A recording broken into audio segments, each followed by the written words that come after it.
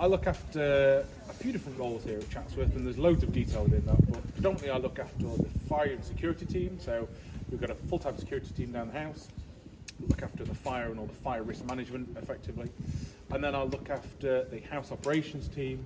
That is everything from the house maintenance, so joiners, plumbers, electricians, fabricators, sign makers, decorators, operators, bins, waste management, you name it, and then car parking and everything else that goes in around that. And everything else nobody else wants to do. There as well, but let's not get into that. And then look after all the compliance as well. So as much as that sounds really boring, and to be quite frank, it's quite dull. But it's part of the job, and very important part of the job. It's not just fire alarms and all that, but it's also all the regulatory compliance we have to do to comply with all the legislation and everything along that line. So quite a lot, and quite a lot that I get involved in, little bits here and there. My team especially get involved in loads of different things. If it's not moving a very expensive sculpture for the displays in the collection, it's doing something for the private side, or it's putting something out into the parkland. Loads of different things. There's a handful of different things that we get involved in. Ultimately, today, do a bit of a tour of what we're doing with the clock tower more specifically as a project, and I'll come on to that in a bit. But I thought it'd be really good to show you a bit more around into the clock tower and a few of the different areas about the stables generally. I'm no historian, so if you ask me historic questions, I'll try my best, but I know a little bit. I'm sure you actually probably know more than me. But ultimately, the stables, designed by James Payne, finished in 1766, housed about 80 horses. And when actually it was originally built, it's about 60 metres square, was bigger than the first Duke's house. So in comparison, you can see how times changed significantly. One of the main features obviously was the stables, but actually the main courtyard and exercise area, and the fact that the horses could be fed from a natural spring that came into the fountain into the middle. So a great asset to what we had at Chatsworth here, to house not just their own horses, but clearly the visitors, but not just horses on the ground floor, but also everyone who worked on all those horses and all the stables up and lived on upstairs. And you'll see some of that in a bit as we go upstairs, some of the old rooms, old fireplace, and actually some of the old decorations still there as well. One of the main features is the hayloft, which stretches over this far side over here. Described as what it is. It was a loft for all the hay. I wouldn't like to be lugging it all the way up there and all the way back down, but I'm sure that was pretty easy for them back in the day, and they were quite comfortable with doing that. But an amazing building. Generally though, it's hard to maintain. There's a lot of areas to it. Its original construction, for me as a chartered building surveyor, gives me headaches. Some nightmares every now and again as well. But ultimately there's a lot of work to do here. And the clock tower is one big piece of that, which has been left over for many years actually, probably since the 70s when there was some initial repairs done.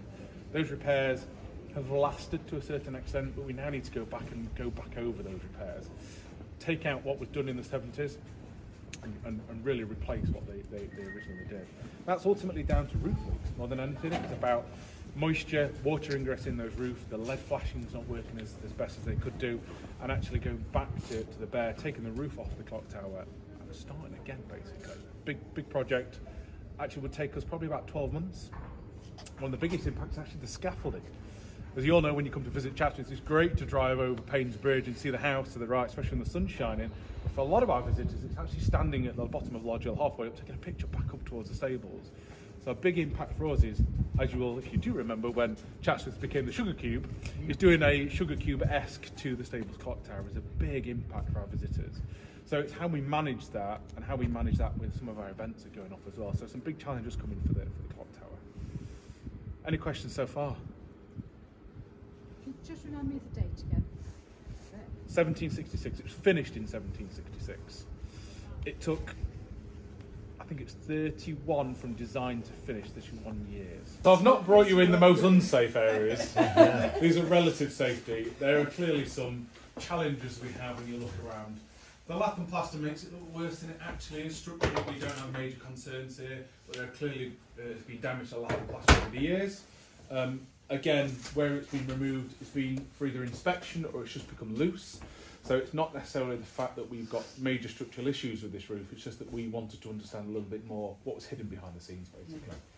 It's nice to see some of the original features. The old fireplace behind you, obviously clearly a major room for cooking for families. I think a lot of this generally is original. A lot of the dividing walls has been some altered and changed over the years. You'll see some modern British gypsum, the pink gypsum. You'll see some of the original plaster, probably old original horsehair plaster, and obviously the lap and plaster ceilings. And ignore some of the furniture that's stored around here.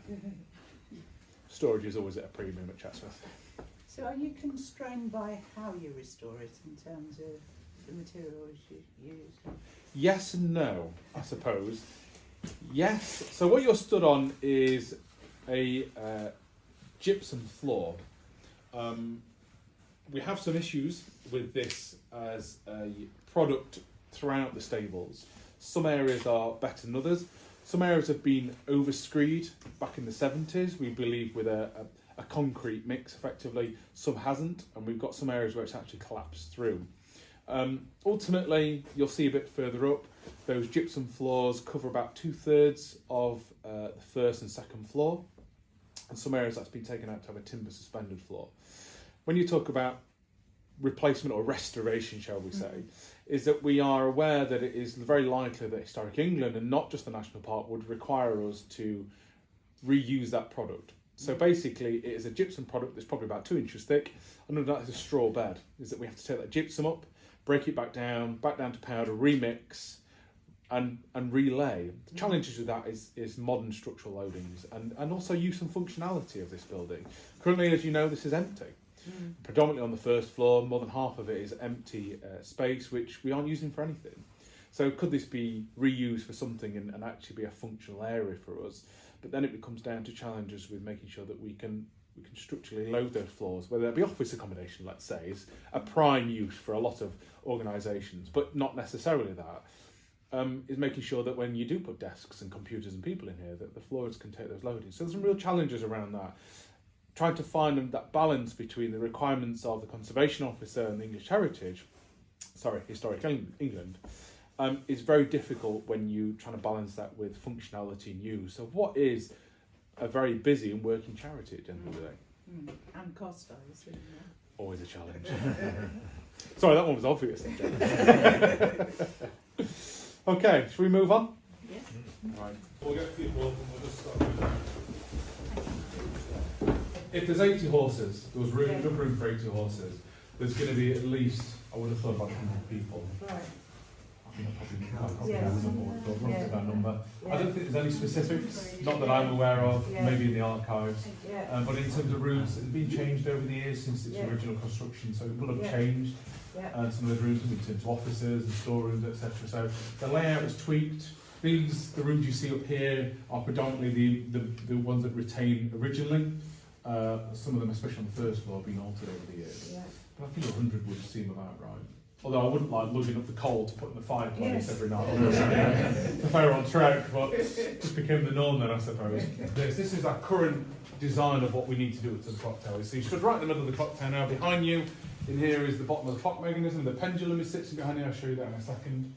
So we're basically right in this middle room here on this second floor. And the main bulk of the works are to the roof and to the central clock tower itself. Water ingress on these main trusses on either side has created some quite significant rot over the years. In the 70s, they put quite significant amounts of steel across at ceiling level, just the ceiling level here, into 12-inch pieces of oak. Unfortunately, those 12-inch pieces of oak have now slowly disappeared, rotted away and disintegrated. So we've now got to strip the roof off, get into these timbers on all four sides, and replace quite significant sections of it. Take out what was done in the 70s, because as much as that was the right thing to do at the time, those repairs are just not lasting. We're not seeing the longevity out of it. So we'll end up seeing a number of these ceilings coming down, being taken down, unfortunately losing the lap and plaster, and replacing and splicing in new oak beams. Re-roofing, ideally reusing, not replacing the slates that's up there, but predominantly actually replacing the flashings up there. They're not significant enough, weren't detailed enough. One of the primary reasons we've got water ingress over the years, so it'll be new and much larger lead flashings up to modern code and regulations. So it's one of the bigger changes that we need to do on the roof. Whilst we're up there, we're going to do a load of other work as fast as we can. Put a rather large scaffolding, so we'll be cleaning all the stone, replacing, looking back up right onto the top of the cupola, right down through the main clock tower and internally within the clock mechanism as well. So to get from the clock mechanism, for those of you that are on the other side, we'll see a ladder behind you.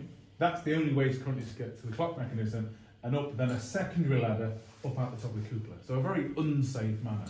So we want to create a better access internally for maintaining not just the clock mechanism, but clearly getting out into the cupola as well and do maintenance high level up there. That's one of the main modernisations of this project actually, is creating a safer means to get up there without a ladder that's bolted to a piece of wood. Predominantly the works are on this level and above. We are going to be doing some works further down, but that will be stone cleaning, devegetation. We're not going to be doing a massive amount on the lower levels. It's in relatively good condition. The main coat of arms on the front that faces down in the west down to Lodge Hill.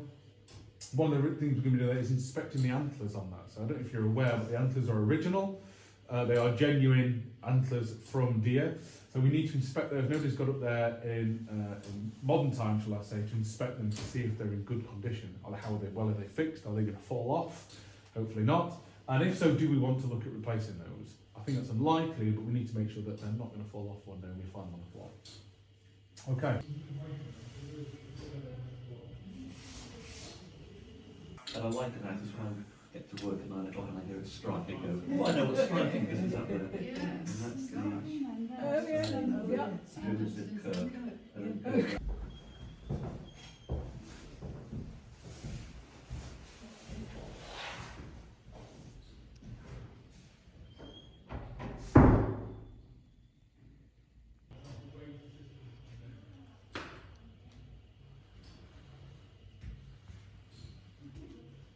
I suppose this is just quite a limited use of these rooms if you do refer. It does just come up. Do you know, I think that the primary use is for office accommodation.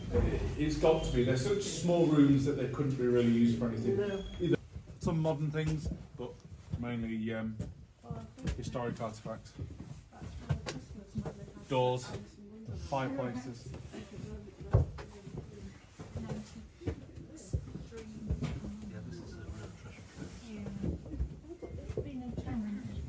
A lot of the doorways, wooden doorways have curved. Would that have been a challenge to do that in those days? I don't believe so, no. I think the joiners at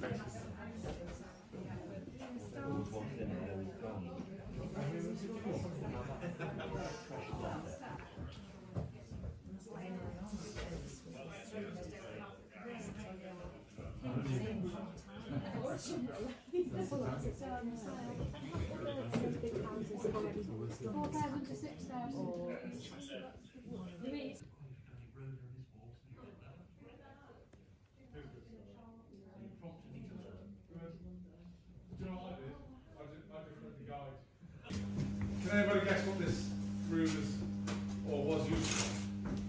It's now currently an archive storeroom.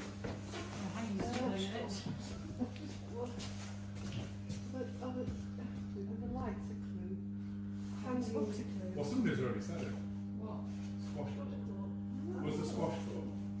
I don't think it was originally built as a squash court, but it was used for many years as a squash court. And that's what the balcony was for. I had to watch somebody playing squash in a relationship many years ago. Yeah. I spent a very long time standing It's with the spaces balcony. in this Yeah. proportion. But something under. So by all means, come down and set if you want to, you have it to you.